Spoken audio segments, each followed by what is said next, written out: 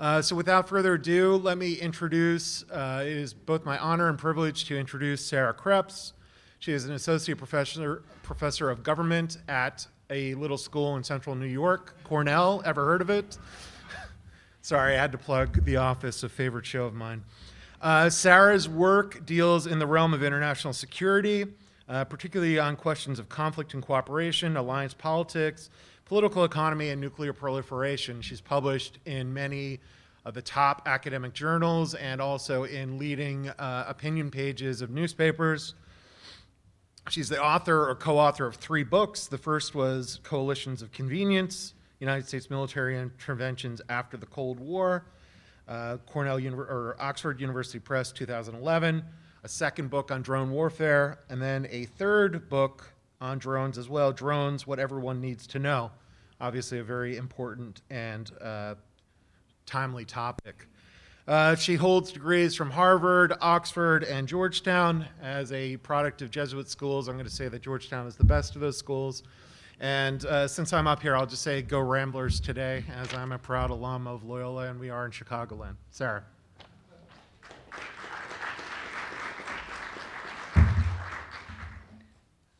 Thank you for that kind introduction, and to the hosts for having me here, and to all of you. I do think as a college professor, my job is not that hard. My students will land on their feet no matter what. And I really feel like what you all do is far more important. I took my AP history class 25 years ago, and I still remember that teacher and the class like it was yesterday. So not to put any pressure on you, but what you do is so important, and you touch so many lives. And so it's great that you'll spend your weekend listening to the likes of us drone on up here.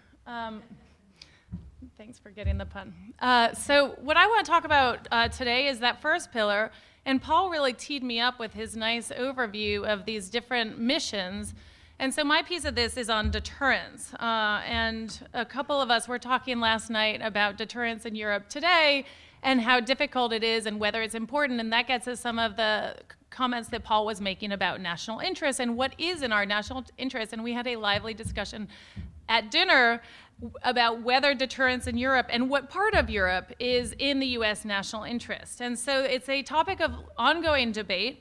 One of the upshots of what I'll say today is that I think it's harder today than it was during the Cold War.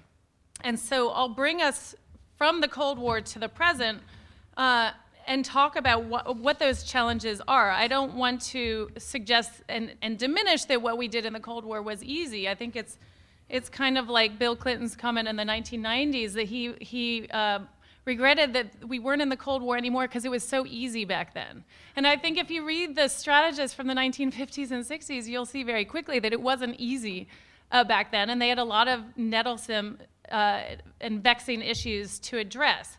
And so that's actually where I'll start with Thomas Schelling, who was one of the great Cold War strategists, in talking a little very quickly about deterrence and compellence, just to kind of set the theoretical stage for why this is so difficult. So this is my very basic overview. So what is deterrence? So we are all on the same page about what deterrence actually means.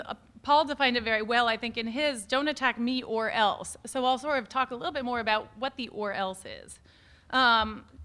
Contrast that with compellence, talk a little bit about extended deterrence, which is really what this kind of Europe piece of it is, Cold War, post-Cold War, and then I'll wrap up. So I've talked about Schelling here. So what he defines as, to elaborate on the don't attack me or else. So deterrence, according to Schelling, this is my arrow diagram of how I think about what Schelling was saying. So the idea is that you have a course of action that a state is engaging on. Let's say an adversary, a potential adversary, competitor, whatever you want to label it as. And what you want to do is encourage that country to continue what it's doing. And this inflection point, sort of this arrow that is coming at a 90-degree, is your pressure point that you want to keep it on that straight arrow, or else. So you want to protect the status quo. So what that status quo looks like is fine with you. And so what you're doing is engaging essentially in a waiting game. So keep on the status quo or else. And I'll talk a little bit more about what the or else is. So contrast that with compellence. So this is to bring about change in action through a fear of consequences. This is, again, textbook Schelling. So there, the pressure point there, you can see that the dashed arrow is going where the course of action would have been, and what you want to do as this outside pressure is to change the course of action.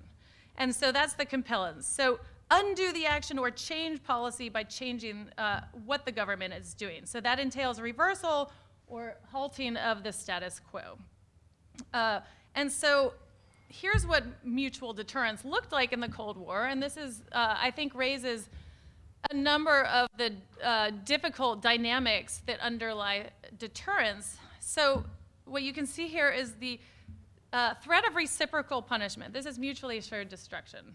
I don't know if you guys showed Dr. Strangelove in any of your classes, but it's a classic, and there's almost no class in international security where you can't make reference to Dr. Strangelove, and for good reason. And so this is the idea that you have the reciprocal punishment. This is like the doomsday machine, threatening that if one state acts, the other will reciprocate. You end up, as Reagan said, do not engage in a war that neither side can win. And so what this suggests, though, is the subtext is, I think, that one of the difficult aspects of this, which is and this foreshadows the latter part of my talk with Russia's strategy of escalate to de-escalate, which is one of the problems with deterrence is that since those costs are so high of engaging in this mutual sort of reciprocation, there is a tendency for instability at lower levels. And so these sides can shoot arrows back and forth at each other, knowing that neither side is actually going to escalate, because escalation means nuclear apocalypse. And so one of the things that Russia's doing and that the US is doing as a way to sort of tit for tat against that is to lower that threshold and make it more credible that the US would actually engage in a nuclear conflict by lowering the yield. And so we'll get at whether that's a good idea in terms of deterrence. So if this is mutual deterrence, this is extended deterrence. And that is, as Paul had said, don't attack me or my allies or else. And so this is the picture of extended deterrence. And so what the US is trying to do here with its allies is say, we have an umbrella, and we are interested in protecting ourselves and deterring actions against ourselves, but we're also wanting to make it very clear that we will respond if you touch our allies or protégés as well. And so it's this fear of consequences, and you can see the nuclear-armed NATO members, states under the NATO or US nuclear umbrella, and sort of it filters out through there. So this sort of is this overview of deterrence and compellence and extended deterrence, and I think what it does, though, is highlight, or should highlight, or I want to highlight, why this can become really tricky. So the credibility problem, again, this is something that Thomas Schelling gets at really well. So what is it credible that the US will retaliate with nuclear force if North Korea touches South Korea or engages in force against North Korea? And this was always the problem in the Cold War. So is the US willing to lose Chicago for Hamburg, Germany?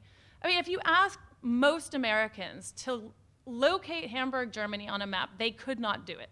And so if you think about these questions, these big questions of national interest, what is an American national interest? Why should we lose Chicago for Hamburg?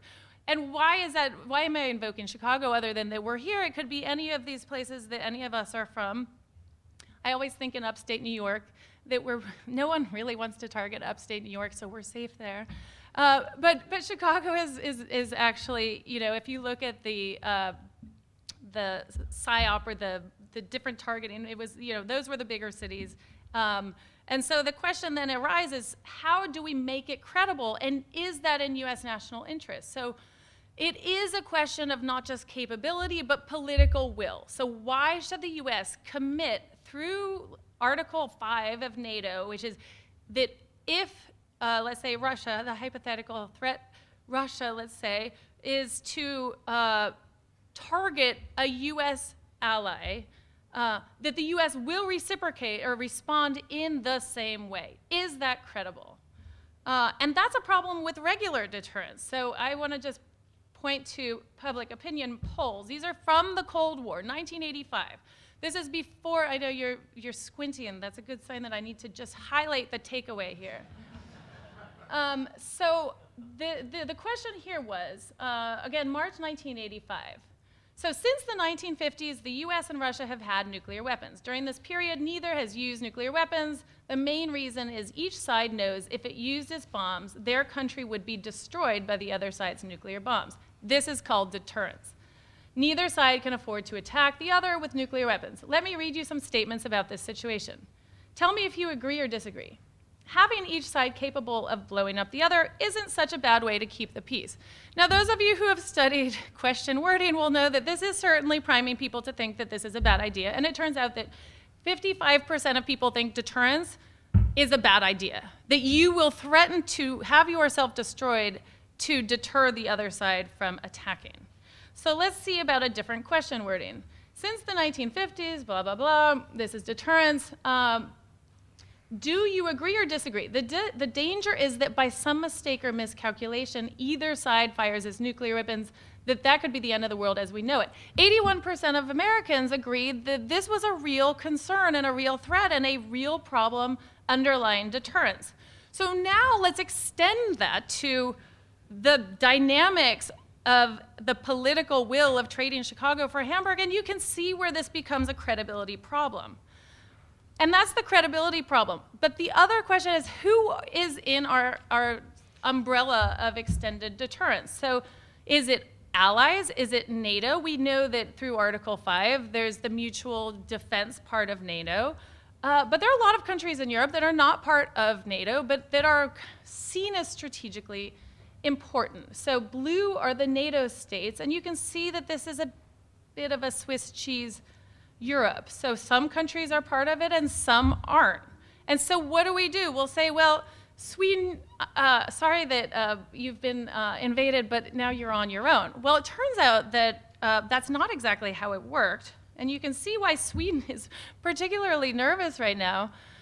I was there a year or so ago, and I was giving a talk, and they have a really difficult domestic political situation where it's sort of all peace and love. You know, it's Scandinavia, always like happiest country. But they have real concerns about its neighbor to the east, Russia.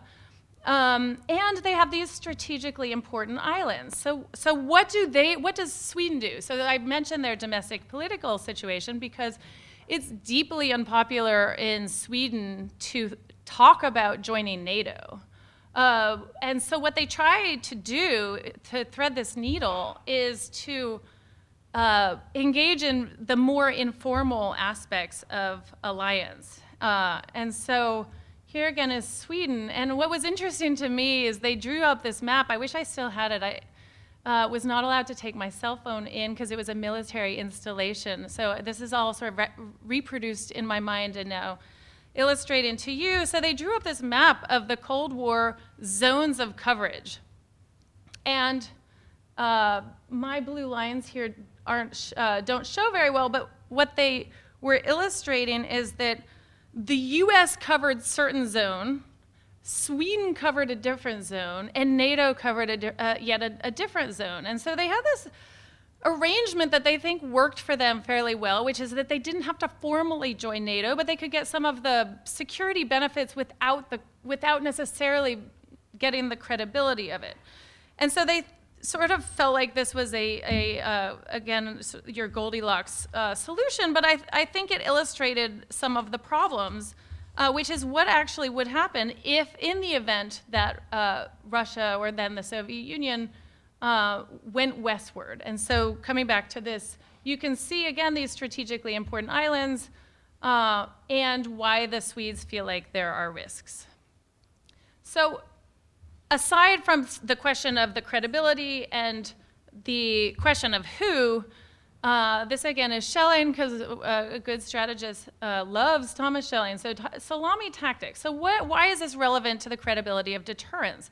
Well, I think we can, and again, this foreshadows Russia's engagement in hybrid warfare today. So the idea is that, and Schelling uses great sort of household examples. He talks about the situation of the kid at the beach, and the parent says, don't go in the water, you don't know how to swim, and the kid goes in and he dips his toe in. The parent's like, ah, that's so funny.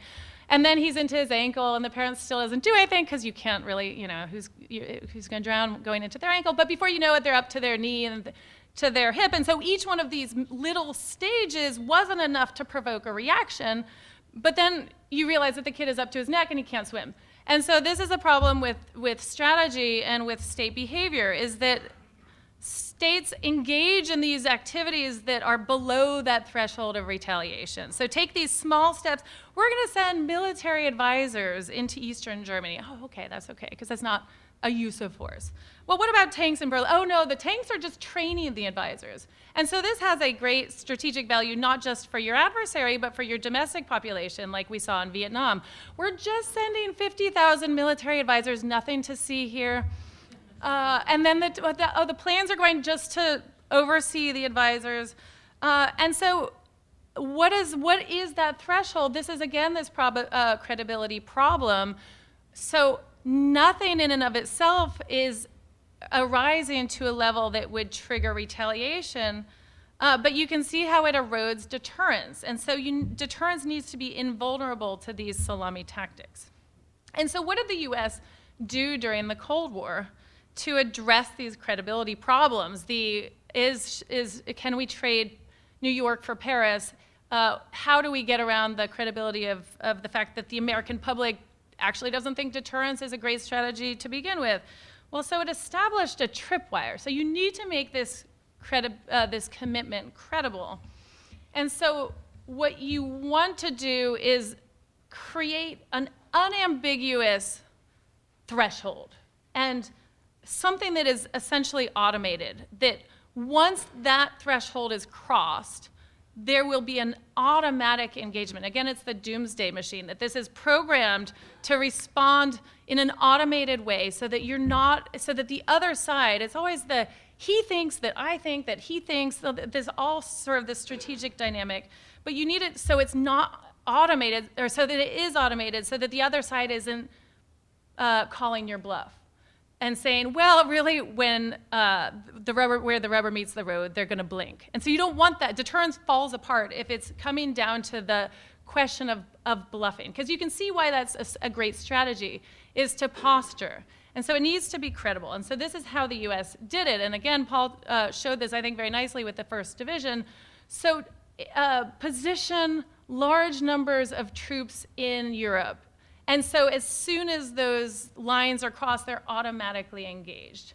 And so the US had a garrison in Berlin. And as Schelling says, this was, quote, excruciatingly small. So if you have 7,000 guys in Berlin, even if they're well trained, it's not exactly going to be able to fight very well against 300,000 Soviet troops. So you needed to both create a larger presence of a US force in Europe, and install nuclear weapons. And so that's what the US did. So this is total deployed troops, peak levels in Europe during the Cold War. So 275,000 troops in Germany, 63,000 in the UK, and it kind of went down from there. And then this is a hand-drawn map, which is kind of what was drawn from me for the Sweden case. And this is something, again, that Paul, I think, was able to highlight in his slides, so I won't belabor it, but these zones of here were the different attack plans, and these were the zones that were created to produce a tripwire so that it would be reinforcing deterrence. And then the US missile deployments, that also sort of acted as an additional robust form of deterrence. And here, though, I think is a way of illustrating the problem today by some counts. I think there is debate here. But if you look at the peak level of nuclear weapons in Europe, you can see it was astronomically high. Now, some people would say this was overkill. You probably don't need this many weapons in Europe to deter the Soviet Union. But there's some question about whether what the US has there today is sufficient for deterrence. And so that's what I want to shift to, because I think some of the more complex and difficult questions are in this post-Cold War period, not just because they are causing these old questions of deterrence to resurface, but I think there are new questions and new dynamics that make the old questions really difficult. So what we get in the post-Cold War period, and you can see this as we get into the 1990s with the decline in nuclear weapons in Europe as an indicator of our peace dividend dynamic in the 1990s, Cold War tensions, it looks like the Soviet Union disintegrates, and it's this period where the US, I mean, anyone who was studying international security in the 1990s, all the Sovietologists went out of business for a while, and those studying security had to show how their work related to political economy, because the 1990s was all about political economy and humanitarian intervention, and so it looked like the Cold War tensions were certainly a thing of the past. The U.S. signs and ratifies a number of arms reduction treaties that, again, you can see reflected in these declines. So it signs the Strategic Arms Reduction Treaty, which was proposed by Reagan in 1982. It's finally signed on the 31st of July, 1991, and went into force in 1994. And a number of other measures that were meant to address this new reality, this new sense that the US and Russia were on sort of more fruitful, productive footing. As a former Air Force person, I was taken by this number that 365 B-52s were just scrapped. So at first they were sent to the desert in Arizona, mothballed, and then it was this kind of progressive, well, we'll take the engines off. And then there were heroic, sort of these incredibles, maybe some of you have seen this, these machines that will physically, dismember a B-52, which is no small feat. So 365 of these. And these were all meant to be confidence-inspiring measures to reinforce this new reality that the US and Russia were no longer adversaries. So all of the nuclear weapons that had resided in the non-Russia, former Soviet states, were either disposed of or transferred to Russia.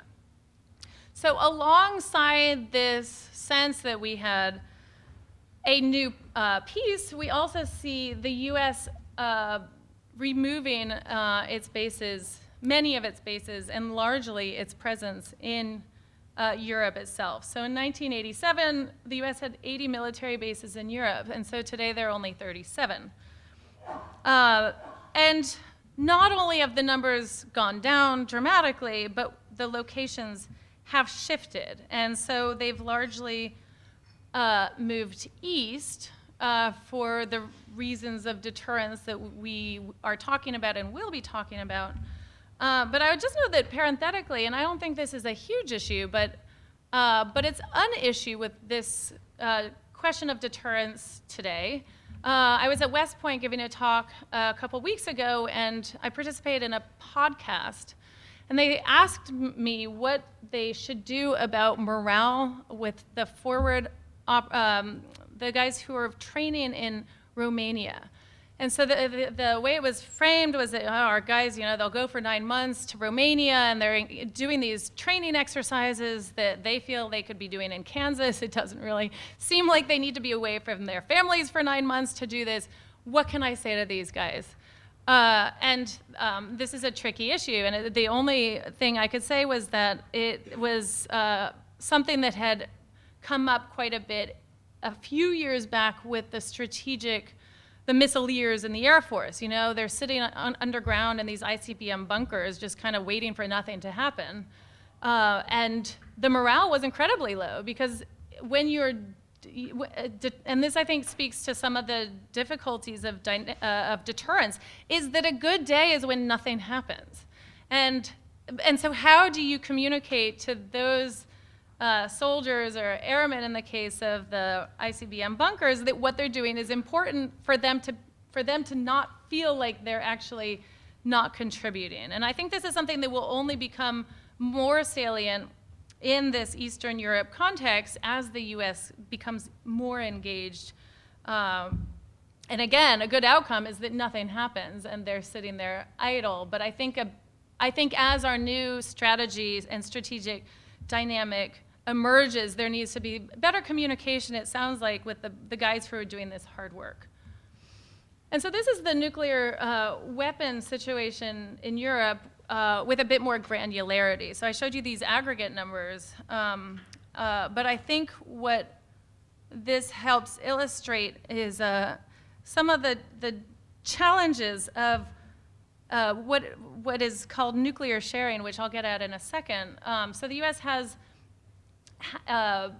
these tactical nuclear weapons in several countries in Europe. And not too long ago, the U.S. had its tactical weapons removed from the U.K. And I think this speaks to broader questions of the domestic politics of deterrence and why it's so difficult. So I'm getting a little bit ahead of myself, but I think it's relevant here. So Jeremy Corbyn, the Labour leader, made it part of his platform to advocate for the removal of these U.S. Nukes in Lakenheath. Because these domestic populations, the British domestic population, does not see why the U.S. should be stationing nuclear weapons on its turf. And here's why it does this. So the U.S. engages in what's called nuclear sharing. And so it deploys U.S. nuclear theater weapons in Europe under NATO's policy of deterrence.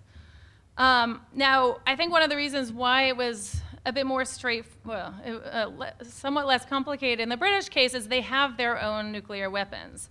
And so, but a number of these countries, and I'll show you which they are, don't actually have their own nuclear weapons. So when you look at diagrams of the world's nuclear club, there are several countries that have asterisks by them.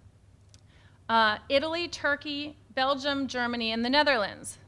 They're not formally part of the nuclear club, except that they're part of the U.S. nuclear sharing agreement.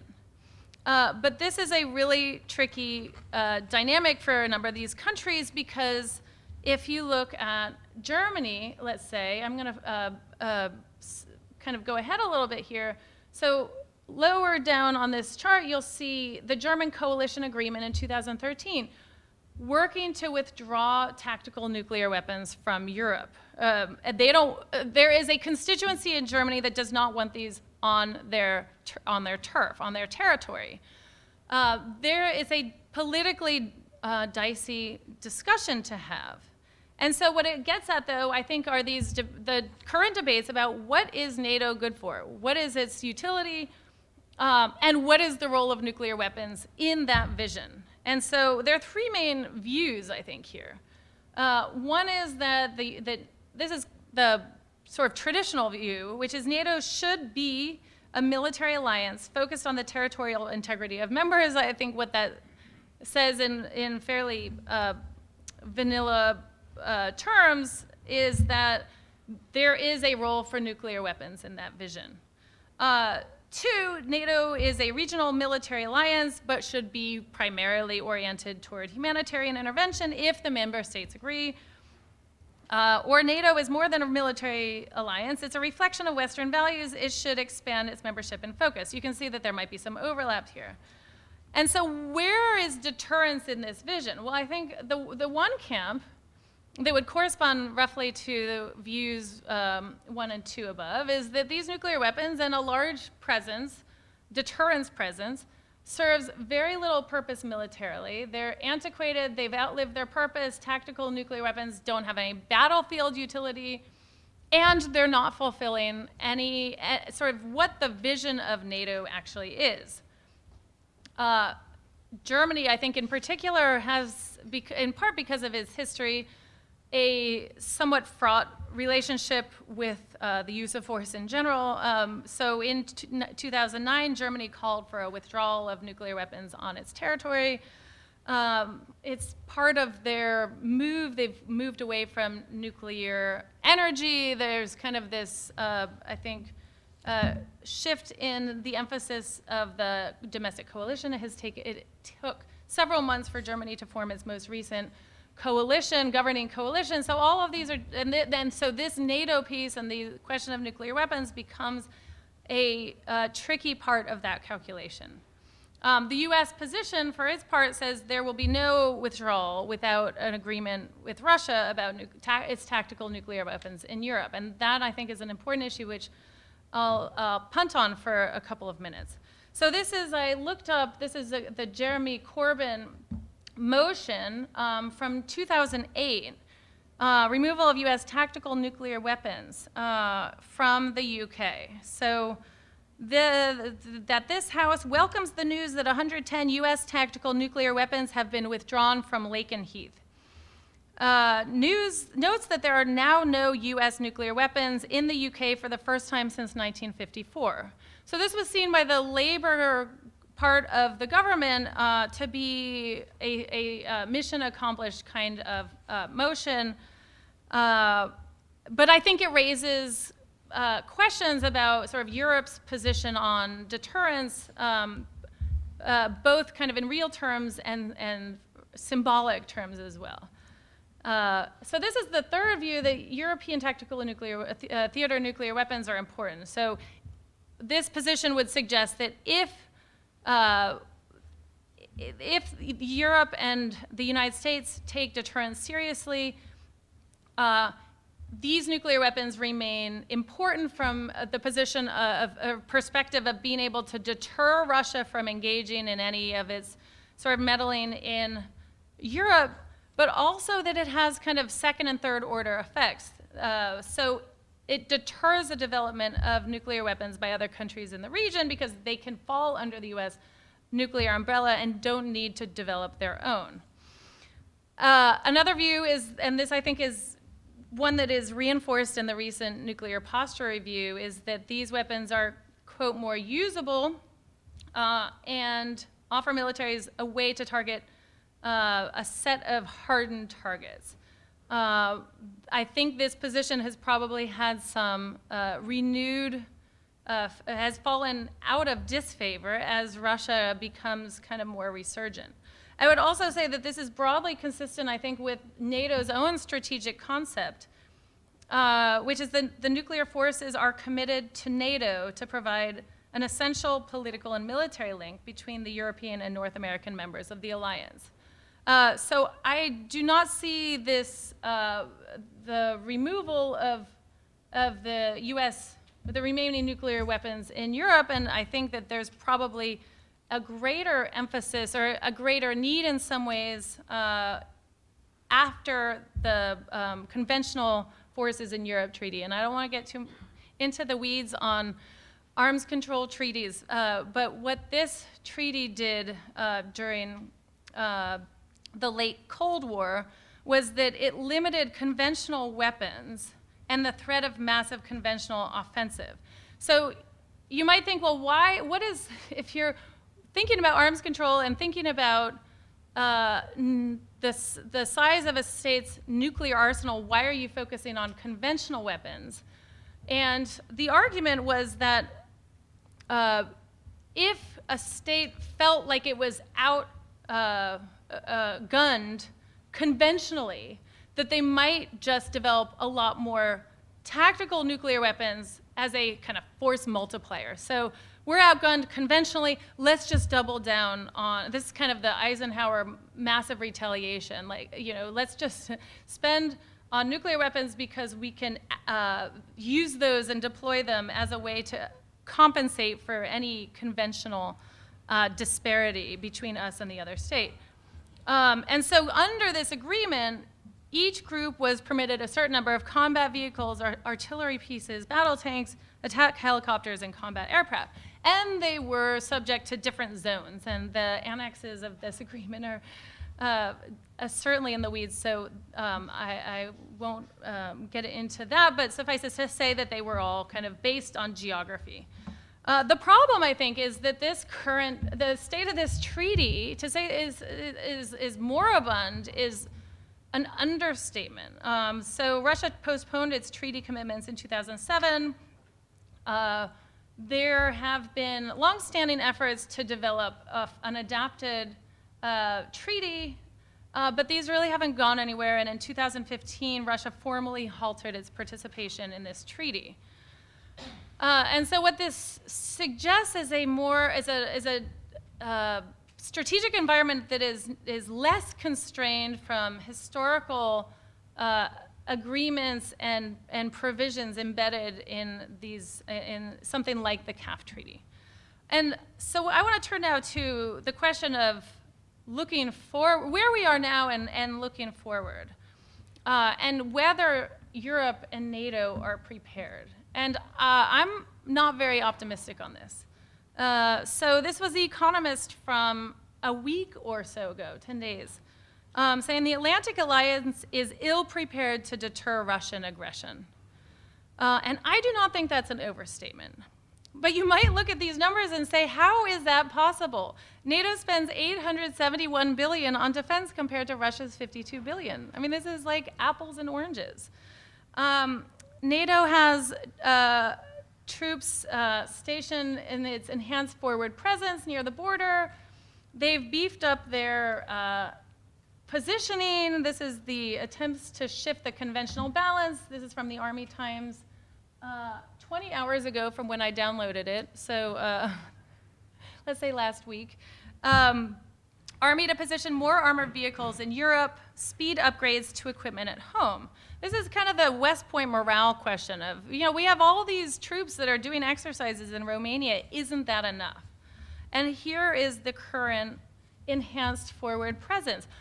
When you visit NATO, they'll give you these nice placemats that look like this. I mean, they're literally placemats. And it's like, oh, that's great. I can eat while I think about enhanced forward presences. So there are 4 multinational battle groups, and they're all strategically located to help deter Russian aggression. Now, The Economist is not sanguine. I have said I'm not sanguine, and yet these pictures of moving army tanks should be enough to assuage these concerns. And so, and we have this, the NATO missile shield, and I say that cynically because I'm not of the view that this is. I'm not the deepest pessimist on the effectiveness of the NATO or any missile shield, but I'm not confident that this is actually either A, going to work, or B, enough to deter the kinds of threats that I think Russia brings to the table. Here again is kind of the radius of, this is the Iranian missile range, and I think it's interesting. I think this is sort of this, again, Schelling-esque, that our stated purpose is that this is for Iranian missiles, but I think what we know is that there are broader purposes than that.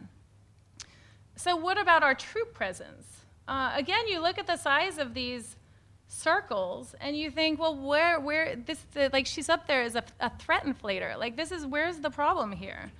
And so this is from U.S. Department of Defense manpower data. And so this looks relatively like rough parity. The U.S. has 64,000 troops in Europe. But I think several problems arise. One is that Russia has considerable local superiority. So you see all these troops in Germany. But by many accounts, in a sort of head-to-head, Russia would outnumber NATO tanks about 6 to 1, infantry fighting vehicles 4.6 to 1, and rocket artillery 270 to none. NATO would have an advantage in combat aircraft, but the Russian air defenses are quite significant. I mean, when I was in the Air Force and we were working on anti-air systems, it was always the Soviet, Russian, whatever, air defenses, these double-digit SAMs that they have in spades. That would be a real problem for the US and NATO, and they have arguably better supply and logistics lines. So that's one set, the local superiority question. Here's another consideration. So meanwhile, they're arming the Arctic. And here again, you might say the Arctic has no strategic value. There's a reason the US is not arming its part of the Arctic is because there's no value in doing that. And there's probably something to that. But what I think, if you wanted to be more pessimistic about it, is that it's a gateway, is that it's one step toward expansion of its status quo. And so when we come back to this question of deterrence and compellence, what do we think about the status quo and changes to the status quo? So Russia is moving in the direction of expanding its presence, and let's come back to Sweden here and our question about how they feel about their own security, and you can see why they're maybe a little bit worried. So look at number 2 here. It's not far from the doorstep of Sweden. And so the question, I think, is, it's not to say that this is in and of itself reason to start mobilizing, but I think it's sort of another indicator. Another one would be its use of hybrid warfare.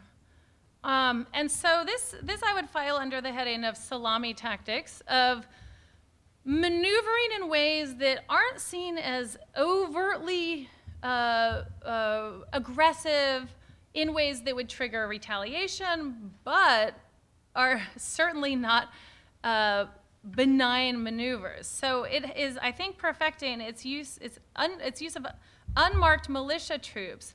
And so the value here is that they can exploit our, I was going to say stupidity, but the fact that it's like, well, we don't really have troops there. Everyone knows that those troops in eastern Ukraine are Russian troops, and yet they can kind of maintain this charade that that Russia has not actually violated any sort of territorial integrity.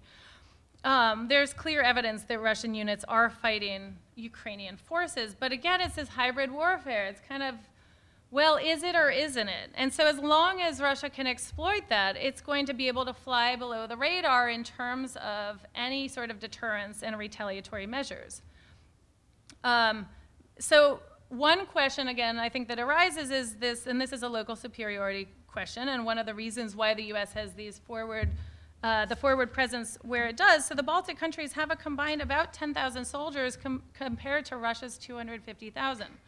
So coming back to this question of credibility, so these Baltic countries are part of NATO and the Article 5 collective defense, but in what ways would Russia threaten those countries? It may not be that they're rolling tanks into Tallinn. It may be these more subversive measures that introduce ambiguity into the equation. So how do you deter that? I think they've also made it very clear their reliance on information warfare and cyber tactics.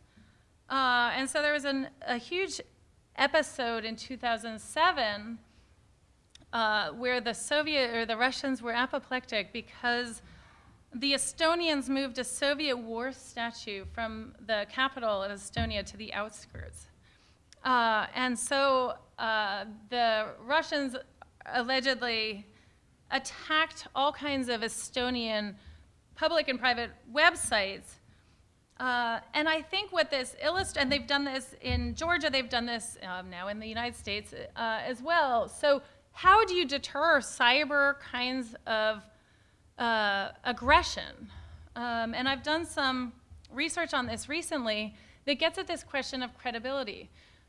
So it was public opinion polls and trying to suss out at what point is the US public willing to actually retaliate for a Russian cyber attack. And almost everything is permissible. The US is unwilling to retaliate now using military force. They'll reciprocate with a cyber attack at the drop of a hat. That the Russians could talk about a cyber attack and the American public would be on board with reciprocating. But in terms of the deterrence that the U.S. thinks about in its nuclear posture review, which is the threat of military force in response to a cyber attack, the American public has zero political will to do that, zero political appetite. And so you can see how this can remain a tactic that is very attractive to Russia in terms of exploiting the asymmetries in capability. So if they only spend $52 billion a year on defense and the U.S. is spending 700, they need to find those kinds of techniques and tactics to overcome these asymmetries. So I talked at the beginning about the U.S. nuclear posture review, so I want to turn to that a little bit here toward the end. And so the U.S. Nuclear posture review that came out recently is meant in part to address this policy of Russia's strategy of escalate to de-escalate. And this is one of these kind of clever phrases that people debate because they don't necessarily buy the logic. And you can kind of see why, which is, what does that even mean? Escalate to de-escalate. So are you escalating or de-escalating? And so I think the logic comes back to this initial political cartoon of mutual deterrence, is that the US and Russia had removed so many of these low-level nuclear weapons, and it had gotten to a point, according to Russia, that the threat of actually using nuclear weapons was so not credible that other states could get away with escalation because they knew that there would never, that you could never cross that threshold to use nuclear weapons because it was this huge mutually destructive proposition. And so what they're trying to do, and they announced this a couple years ago, and plans have leaked since then, including on an underwater, a marine drone that would launch nuclear weapons, low-level nuclear weapons, is to raise the cost of conflict, deter conflict escalation by producing new low-yield nuclear weapons. And so they say that it's not the official doctrine for Russia to use nuclear weapons if it's losing a conventional war. This gets at the CAF Treaty. Except when the very existence of the state is in jeopardy. And so this is kind of a huge loophole. So who decides when the state is in jeopardy? The existence of a state is in jeopardy. And so much of what we saw in the Cold War was a tit for tat. That's how you end up in an arms race, is that one state does something and you can't be the one not to do it. And I think that's what we see with the nuclear posture review. That it's this implicit response to the escalate to de-escalate. And so the U.S. says that it will enhance the flexibility and range of its deterrence options, include low-yield options, and a credible deterrent against regional aggression. And so what that means in non-Pentagon speak is, well, this is still kind of Pentagon speak, increase the flexibility of your nuclear options, include low-yield options that makes them more usable on the battlefield so that you can raise and restore the credibility of deterrence, and in theory, also raise the nuclear threshold. And so these are the B-61 bombs that are largely used or deployed in Europe. And so what this is intended to do is replace the old model with a new and improved model. I think there's, of course, a hazard with this, which is as you do what they're suggesting in the nuclear posture review, which is you're upgrading your dual-capable aircraft. What that means is an aircraft that can carry both conventional and nuclear weapons, so that if you're upgrading that with a nuclear-capable F-35 and pursuing nuclear-armed sea-launched cruise missiles and modifying new lower-yield tactical nuclear weapons, it may be that you arrive at a scenario where it's actually escalating rather than de-escalating. And so I think that that is certainly on the horizon. I think the intentions are to take what I've described as a not terribly robust current deterrence presence and beef it up. So then the question I think that I'll close with is, what can NATO do? So this is all on European territory. I think it's fair to say that the US has a national interest in ensuring that Europe does not, that Europe remains stable and secure. But certainly it's incumbent upon these countries to also invest in their own security. So they can permanently station higher power forces in the Baltic, so it's not 10,000 troops, hold large-scale sort of short-notice exercises, increase spending. I think here, though, the picture is not terribly inspiring, because the domestic politics of Europe is so focused on sort of internal security issues, refugee flows. I mean, if you look at the recent election in Italy, it's not about Russia. It's about their own refugee flows within Italy. France is worried about what's happening in the Sahel in Africa. Germany's worried about its domestic economy. Very few of these countries are spending 2% of their GDP on defense. And so what I think that does, just to conclude here, is that I think you could code Cold War deterrence as fairly robust. The US took measures that it needed to make the credibility of its commitments firm.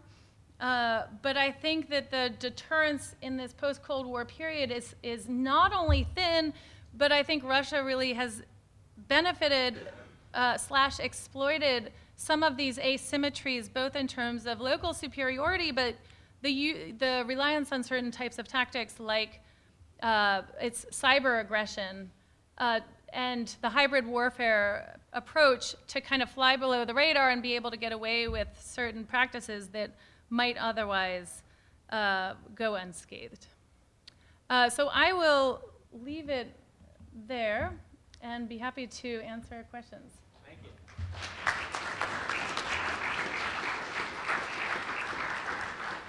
Well, thank you, Sarah Kreps. I think that was a great explanation and exposition of the seminal work of Thomas Schelling on the theories of deterrence, taking it all the way up to the current issues we face today with deterring hybrid warfare, cyber attacks, and a real Russian incursion into the Baltics or elsewhere.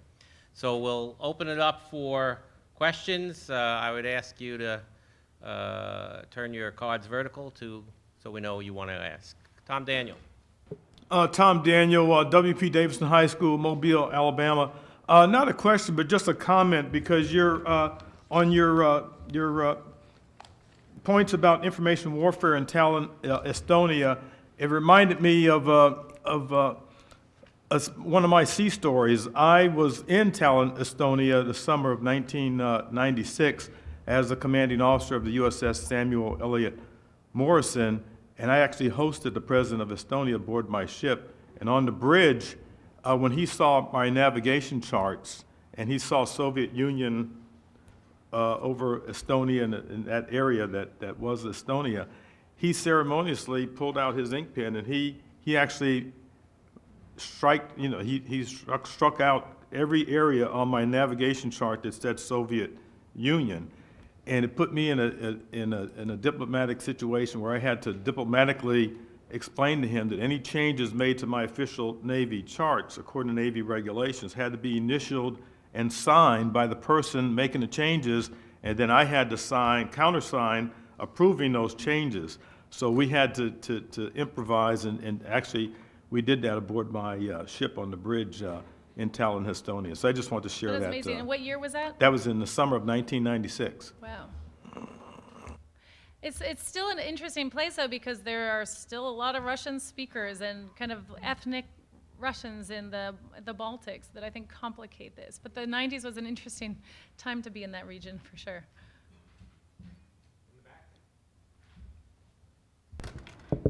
Gary Morris, McLean County, Calhoun, Kentucky. My concern, obviously, with the current situation is the idea of creating low-yield nuclear weapons as a way to beef up possible deterrence. Does not putting low-yield nuclear weapons increase the chance of conflict? So I think it depends on who you talk to. Those who were responsible for the nuclear posture review would, of course, say no. That making these nuclear weapons more usable by making them lower yield lowers the possibility of conflict because it makes their use more credible.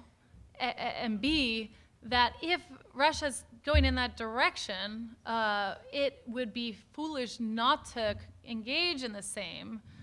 But I think you're absolutely right that the risk is that, we've seen this movie before. I mean, you end up, this is the missile gap and the bomber gap and the whatever gap. And we end up in an arms race. And I think that, and arms races not only produce overkill, but can lead to miscalculation and nuclear accidents. And so I think those considerations, I know that in a nuclear posture review, you're not going to say, well, there's some risk that this policy or this strategy could backfire, because it's not an intelligence assessment.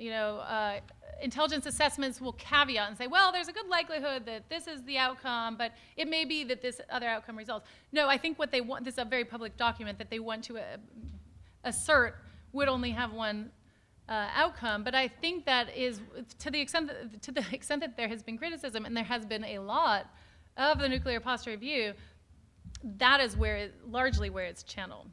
There are a lot of ways in which this nuclear posture review was marked by a lot more convergence in the between the Obama and Trump administrations than I think a lot of people thought. I mean, so Obama had initiated a $1 trillion modernization of the nuclear posture. So it wasn't as though he was a big dove on this, but I think the move to these lower yield weapons and sort of acknowledging even implicitly this escalate to de-escalate, I think was a totally different tack than we had seen under the Obama administration. And I think that's the potential consequence. Hi, I'm Lenore Hano. I'm from Centennial High School in Circle Pines, Minnesota. And your talk about Sweden and hybrid warfare actually brought to mind the Netflix series Occupied, about the Russian soft invasion of Norway. And have you seen it? No, Oh. but Mike was telling me about it Okay. before that I absolutely need to see it. Oh, shoot. Yeah, because I wanted to get your opinion on it and how realistic it is, and if we should recommend it to our students, because I think it's very good, if anybody else has seen it. Well, I would take Mike's I'd find him after, because it sounds like it is quite realistic, but I can't speak personally to it. Hello, John Kernasek at Temecula High School, Temecula, California, excuse me. I'm thinking about 15 years of battle-hardened experience that we've had. Does that play a role in this deterrence, I guess? I think that others may speak to this a bit more, and I'm not an Army guy. I'm neither Army nor a guy, for that matter. But my hunch would be that the type of battle hardening that we've seen in 15 years is very different from the type of battle hardening you would want for this context. That I think, this was, I think, part of the challenge of going from these folder gap exercises in the Cold War to the post 9/11 or even humanitarian conflict context or post 9/11, that this is not what the Army had trained to do. After Vietnam is like, let's throw that book out because we're not going to do that again.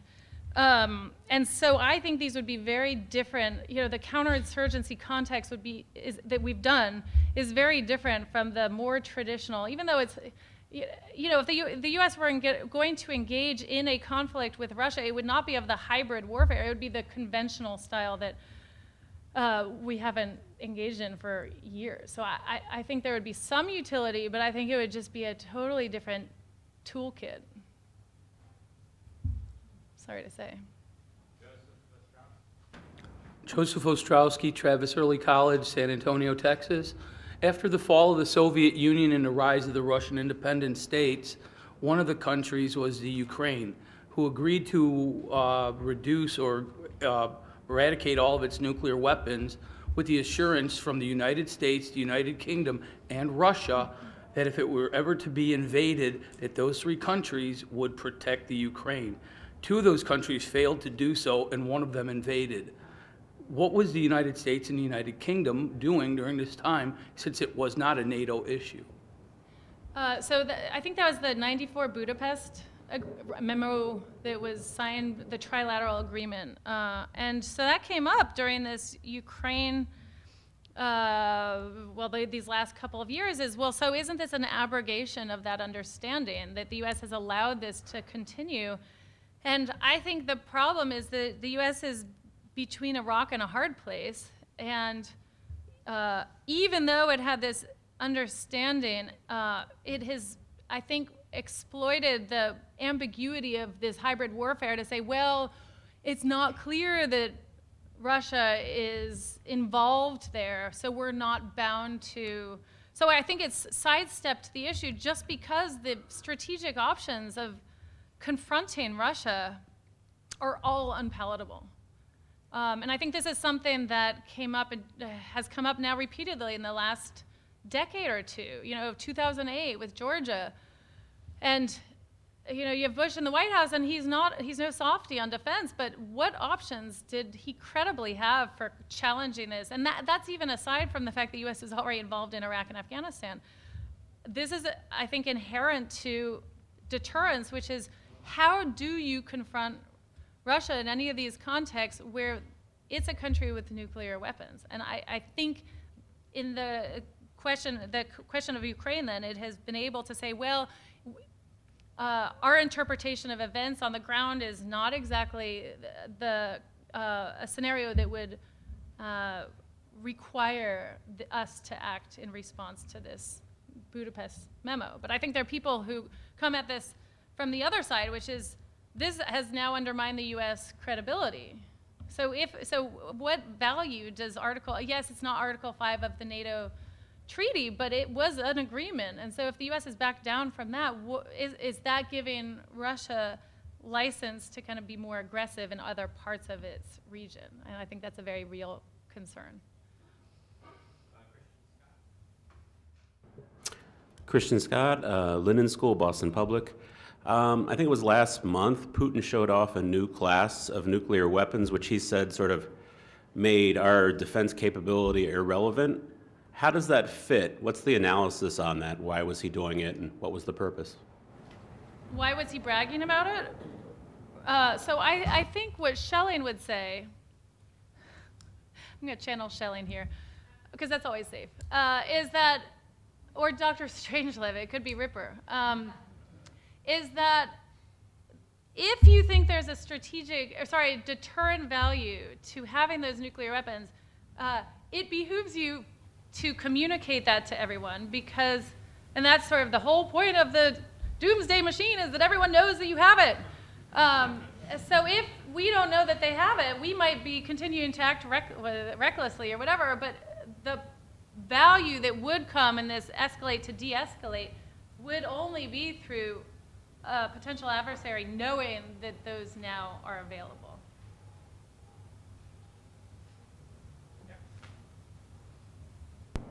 Tim Johnson, back home in Kansas. You mentioned Romania, and you are the first person that has seemed to have an idea why our Kansas boys are getting ready to go. Could you tell me, because my son's getting ready to go after 2 tours in Afghanistan, why they're going to change and send him to Romania? Help me.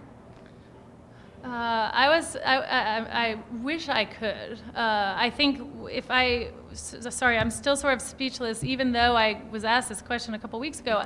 I think it is a tough one to explain to people who are deploying why you can't be doing that in Kansas.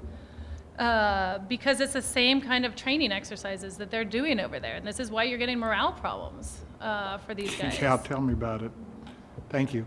Well, yeah, I mean, I wish there were a better answer. And I think it probably comes back to a question of communication about and messaging about what, both to the group, your son that is going over there, but also what is the point of having these exercises if it's not very clear, either the people who are engaging them or Russia, what the purpose is and what they're capable of doing as a deterrent force. Because I think that is the ostensible reason, is that you can't really deter if you're in Kansas, but you can if you're right on the doorstep of Russia. But my sense is that that's just not being explained very well, and I think until it is, that morale issue and the potential deterrent value will be very low. I'll take the last question, and I wanted to ask you about two positions that are polar opposites on nuclear weapons, neither one of which makes any sense to me, and I was just wondering what you think. There is, on the one hand, the global zero movement to abolish all nuclear weapons. I think George Shultz has signed on to it, Barack Obama signed on to it. And there is the position of a group of political scientists, one very prominent, the late Kenneth Waltz, who took the position that more nuclear weapon states is better than fewer nuclear weapon states. A nuclear Iran would be good, not a bad. So I'm wondering what you think about that. I think this is a false choice between either zero or infinity. And that the current system, which is to have the NPT system, the Non-Proliferation Treaty, where you have the original nuclear powers, U.S., Russia, China, France, and the U.K. I mean, people say, well, it's not a democratic treaty. I mean, well, of course not. But those are the countries that crafted the treaty. They create incentives for other countries not to develop nuclear weapons, and they've done that fairly successfully. So I think the position that Iran developing nuclear weapons would be stabilizing with all due respect to Ken Waltz, is erroneous. Because I think changes to the status quo at this point, whether it's the introduction of new tactical and nuclear weapons among the vertical proliferation or horizontal proliferation, are destabilizing. So I think, but I also think on the global zero that, President Obama talked out of both sides of his mouth on this. So he gave this great stirring speech in Prague about global zero, and then commits $1 trillion to nuclear modernization, saying that, well, as long as there are nuclear weapons in the world, we will have the best around. And so I know it's a chicken and egg problem, but I think if he had been serious about that, spending $1 trillion to modernize certainly wasn't consistent with a global zero message. And I think at this point now, with the deteriorating relationship between the U.S. And Russia, I think adds new twists and new wrinkles to this question. But I think it's safe to say that global zero is not anywhere on the horizon. I frankly don't see how it ever was, because I don't think you can put the nuclear genie back in the bottle. It's out there, and if you states that want to spend money and have scientists working on it for 5 or 10 years are going to come up with this solution too. So I think some middle ground where these NPT countries maintain some nuclear deterrent without overkill is probably the right middle ground. Thank you very much.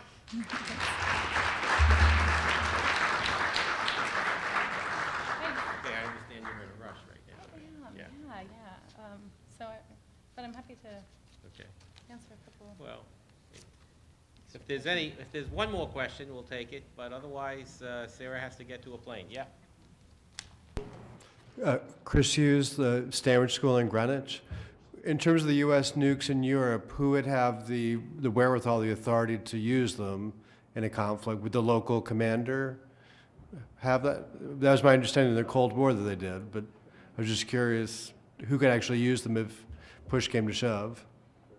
So I think this is part of why it's controversial in Germany, for example, and frankly has become a question in the context of Israel. Turkey, Istanbul, which is where are especially with the instability in Turkey, what's the command and control structure in Incirlik? So who is ensuring that these don't get into the wrong hands? Who actually would be responsible for using them?